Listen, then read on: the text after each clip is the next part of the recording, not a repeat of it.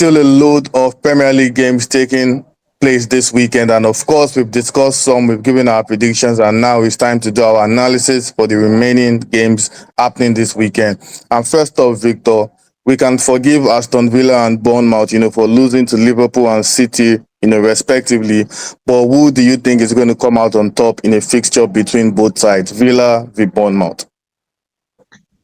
Bournemouth will certainly be more rested than Aston Villa.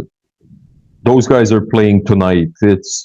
I feel like this one is one of those games where you really don't know what to expect, and that's why I didn't pick any tip for it in our predictions show.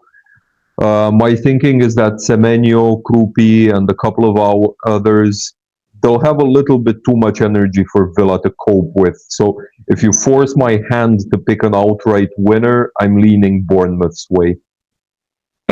Fair enough. And moving over to Newcastle, Max. By their own standards, Newcastle have struggled all season. With only 3 wins all through, and they are not even in the top half as at the time of recording this video. But do you think they'll be able to seal a result against Brentford?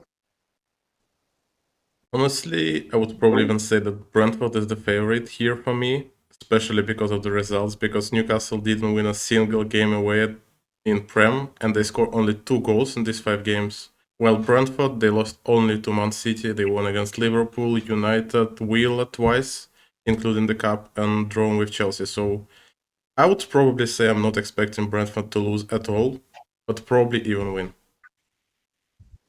That's a bold one. We'll have to wait and see. Definitely. Yeah, and moving on, only 1 point separates both sides. And the question, Victor, is what kind of game are we expecting between Palace and Brighton? I'm backing Brighton to really blow Palace out of the water here. I think Glasner's squad is a bit thin for this playing every 3 days nonsense. Brighton, as you've well pointed out in the past, they're better than their table position. So I think Brighton are winning this one, perhaps even by 2 or 3 goals. Interesting take.